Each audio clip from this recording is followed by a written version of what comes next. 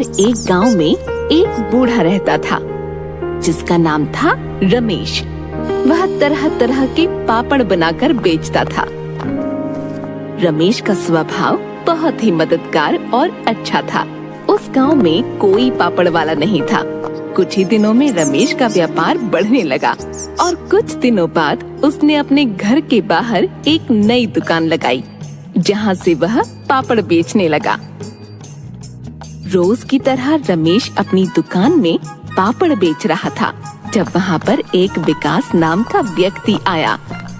एक पापड़ का पैकेट कितने का है? एक पैकेट 10 रुपए का है बेटा। ठीक है, मुझे एक पैकेट आलू पापड़ का चाहिए। रमेश ने एक आलू पापड़ का पैकेट उसे दिया। विकास ने रमेश को 20 रुपए दिए और रमेश ने 20 रुपए अपने गल्ले में रखे और रमेश ने विकास को 10 रुपए वापस किए। विकास ने देखा रमेश का गल्ला पैसों से भरा है। रमेश के गल्ले में बहुत पैसे हैं। किसी तरह मुझे उस गल्ले में से पैसे निकालने होंगे, लेकिन कैसे? विकास ने सोचा कि मैं रमेश से पानी मांगता हूँ। रमेश गल्ला खुला छोड़कर विकास के लिए पानी लेने गया। रमेश के आने से पहले मुझे उस गल्ले में से पैसे निकालने होंगे। जैसे ही विकास ने गल्ले की तरफ हाथ बढ़ाया तभी रमेश वापस आ गया। तुम मेरे गले में से पैसे क्यों निकाल रहे हो विकास? कुछ देर तक उन दोनों में बहस चली और रमेश ने कहा पंचायत तय करेगी यह पैसे किसके हैं।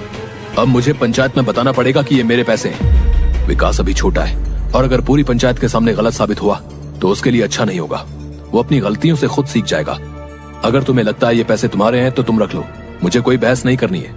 विकास यह सुनकर बहुत खुश हुआ और वहाँ से चला गया। वह घर पहुंचकर उन पैसों को गिनने लगा। लगता है रमेश पापड़ बेचकर बहुत पैसे कमाता है, तभी उसने अपने पैसे मुझे दे दिए। मैं भी पापड़ बनाकर बेचूंगा। अपने पैसों में रमेश से चुराए हुए पैसे जोड़कर उसने नई सामग्री ली और पापड़ बनाने शुरू किए। रमेश की दुकान के ठीक सामने विकास ने अपनी दुकान लगाई। पापड़ ले लो, पापड़ ले लो।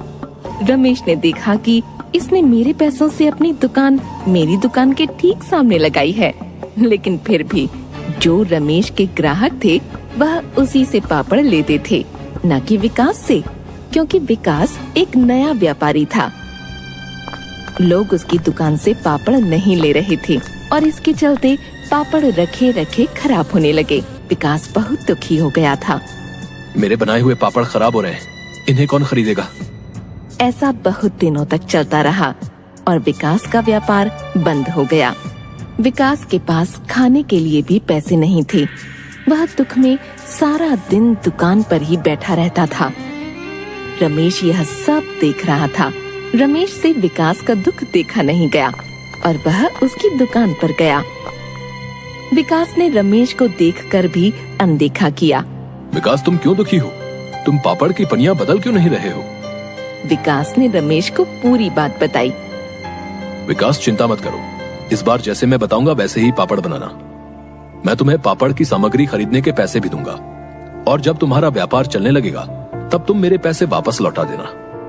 मैंने आपके पैसे चुराए, आपकी दुकान के सामने अपनी दुकान लगाई और आप फिर भी मेरी मदद कर रहे हैं। मैं ऐसा बर्ताव दोबारा फिर कभी नहीं करूंगा। जैसा रमेश ने बताया विकास ने वैसा ही किया और जल्द ही उसका व्यापार बढ़ने लगा। विकास ने रमेश के सारे पैसे वापस लौटा दिए। अब हर काम ईमानदारी से करना विकास। आपकी अच्छाई के कारण आज मैं अच्छे से व्यापार कर पा रहा हूँ। आज से मैं आपकी मदद करूंगा और आसपास के गांव में भी पापड़ प्रसिद्ध कर दूंगा। रमेश ने विकास की बात मानी और पापड़ आसपास के गांव में बहुत प्रसिद्ध हुए। इससे उन दोनों को बहुत फायदा हुआ और वे दोनों हंसी खुशी रहने लगे।